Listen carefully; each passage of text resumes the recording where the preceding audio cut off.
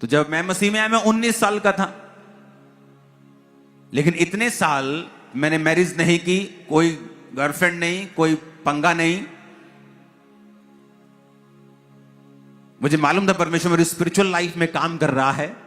और जब मेरी एज 29 हुई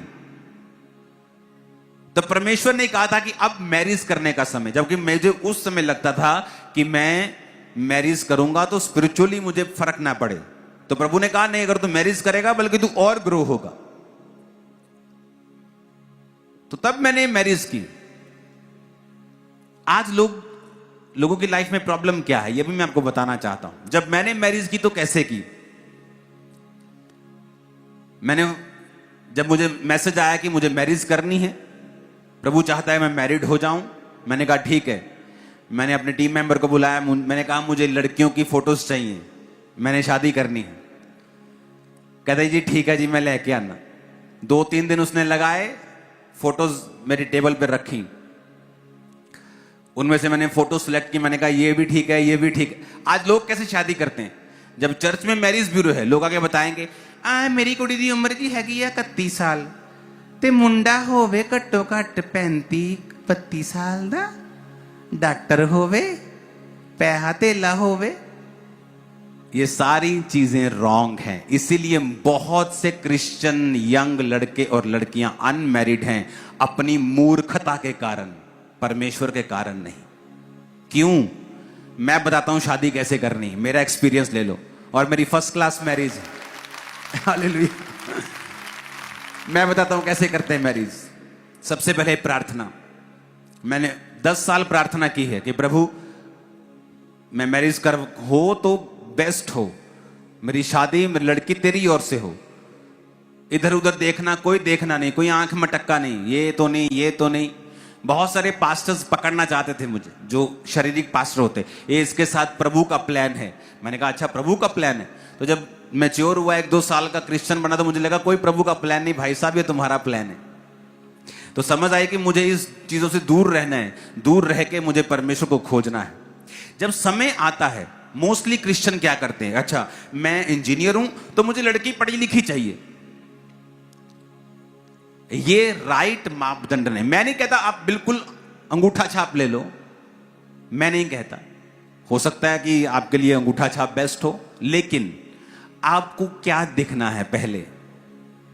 आपको कभी नहीं देखना इसका फाइनेंशियल स्टेटस मेरे साथ मैच करता है कि नहीं, ये कास्ट मैच करती है कि नहीं, पढ़ाई लिखाई मैच करती।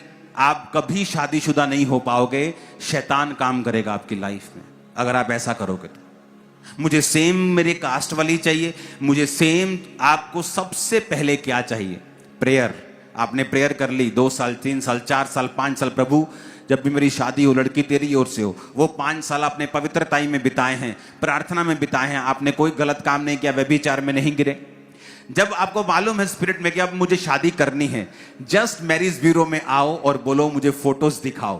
कभी मत कहो इसकी उम्र, इसकी ये पढ़ा कितना है, पढ़ी कितनी है, कुछ नहीं देखना। सबसे पहले ये देखना है कि आपको फिजिकली आंखों से देखकर वो बंदा या बंदी पसंद है कि नहीं।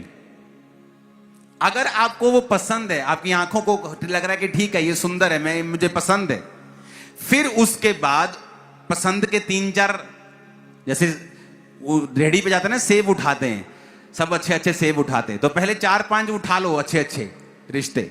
ये 4 लड़की बोले ये चारों पसंद है, उठा लो। ये 3 लड़कियां पसंद है, उठा लो, तीनों फोटोज उठा लो। अब उनसे मिलो और जो स्पिरिचुअल लगे उसके साथ शादी कर लो, बस। अगर तुम गए कास्ट, पैसा, पढ़ाई, कद, ये वो, भाई साहब तुम कंकाल बन जाओगे, शादी नहीं होगी। और तुम प्रभु का सिर खाते रहोगे। और प्रभु भी कान बंद कर लेगा, यार बस कर यार, क्योंकि उसने हमें बुद्धि दी है। अब्राहम का नौकर जाके बोला इसहाक के पास, ये तेरी पत्नी है? कहता है ये मेरी पत्नी है। आमीन। क्यों? इतना स्पिरिचुअल आदमी है, उसे पता है कि खुदाबंद मेरे साथ गलत नहीं होने देगा।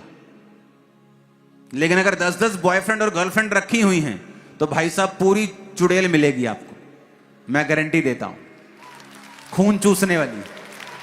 अगर और पूरी बैंड बजाने वाला हस्बैंड मिलेगा अगर तुम्हारा करेक्टर सही नहीं है तो, मैं आपको गारंटी देता हूं। आप सेटिस्फाइड नहीं रह सकते उस मैरिज में जिस मैरिज से पहले आप टू मच करेक्टरलेस हैं। तो पहला रूल है प्रेयर। आपने इनफ प्रेयर कर ली है, प्रभु पे भरोसा रखा है, प्रभु इंतजाम करेगा। आपको लगता है कि अब मेरी शादी अब मुझे करनी है, मुझे 3, 5 साल 10 साल हो गए प्रार्थना करते, फोटोज देखनी है जो आपको बेस्ट लगते हैं देखने में। आप ये नहीं कहते कि हाँ मैनू आत्मिक चाहिए, कोई नहीं रंग जितना मर्जी हो, आत्मिक चाहिए, मुड़ के ब्याह करा के दूजियां वाल देखते रहना। ऐसा भी मत करना, क्योंकि तुम्हारी एक ही मैरिज होनी है तो तुम्हारे को वो लड़की वो लड़का पसंद होना चाहिए। सबसे पहली बात ये जरूरी है। आपको पसंद आया, दैट्स इट।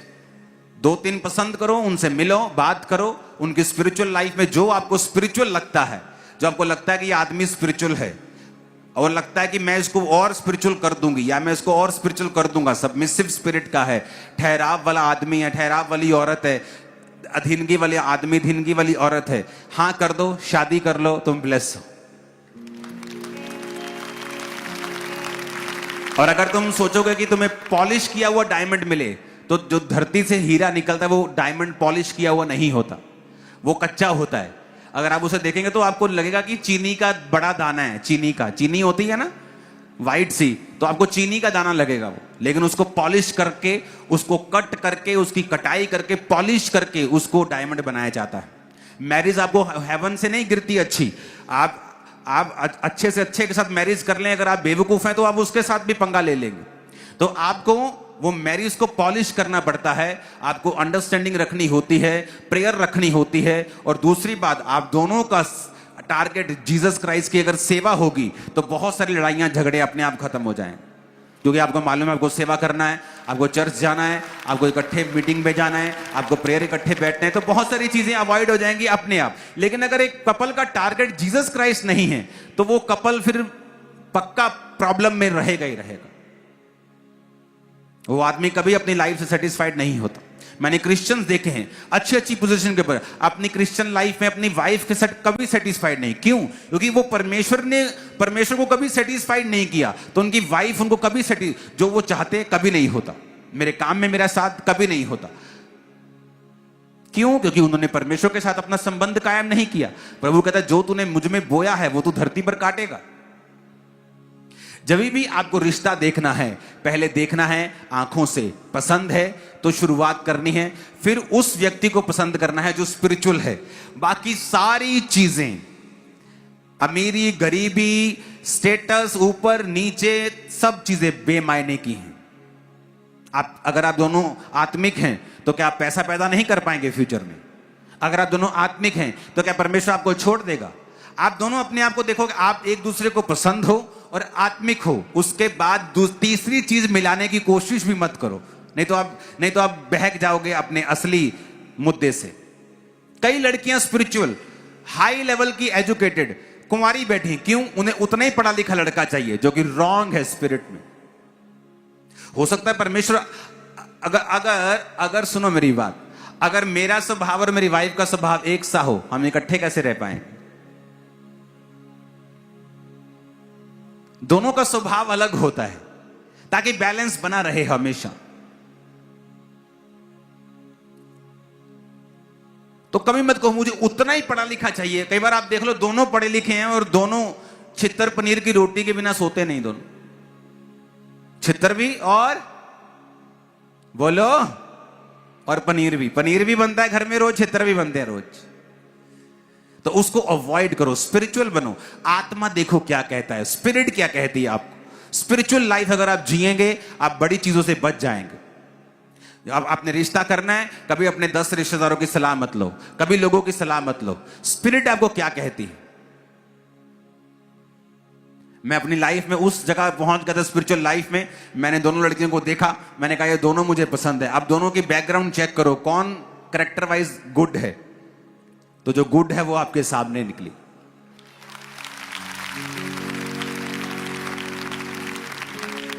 और जो गुड नहीं थी वो बेचारी रह गई। हालांकि वो फोटो नंबर 1 थी और उसको नहीं मालूम, क्योंकि जब उसका करेक्टर मालूम किया गया वो गिरी हुई थी अपने करेक्टर में, और उसे नहीं मालूम जब वो गिरी थी उसने क्या मिस किया होगा, उसको नहीं मालूम। कितने मेरी बात को समझ रहे हैं? और जब मैंने देख लिया, मैंने पसंद कर लिया, मैंने पहले फोटो को पसंद किया, फिर मैंने बुलाया थर्सडे वाले दिन। जब ये आई मेरे सामने बैठी, मैंने मम्मी को बुलाया। मैं कहा मम्मी थोड़ी नूह आई, मिल लो। कहते ये क्या हो गया एकदम? मैं कहा हो गया बस। इमेजिन करो, कोई मीटिंग नहीं, कोई मीटिंग नहीं। इसकी फैमिली को बुलाया अगले दिन। मैं कहा आ जाओ। कहते की गल? मैं कहा तेरी कुड़ी दी सगाई है। कहते किदे नाल? मैं कहा मेरे नाल, आ जाओ। अगले दिन पार्लर भेजा, तैयार किया, सगाई की, खत्म काम। तब से हम इकट्ठे हैं। हालेलुया। कितने मेरी बातों को समझ रहे हैं? आपको ये बात बड़े ध्यान से समझनी है। आप फर्स्ट जनरेशन क्रिश्चियन हैं, अपनी लाइफ को कभी कंपेयर मत करो। ले मेरे मासी दे मुंडे दा हो गया, ओ मेरे भरा दा मुंडा बाहर। नेवर। आपकी लाइफ, आपको रिस्क लेना होगा, आपको विश्वास के साथ चलना होगा, आपको कंफ्यूजन में परमेश्वर के साथ वफादार रहना होगा। आपका एक ही टारगेट होगा, जीसस जीसस, मुझे वापस नहीं मुड़ना। मर जाऊंगा, मर जाऊंगी, वापस नहीं जाऊंगी, अड़ी रहूंगी, खड़ी रहूंगी, गवाही के साथ आऊंगी। आमीन। खड़कने वाला चाहिए चर्च।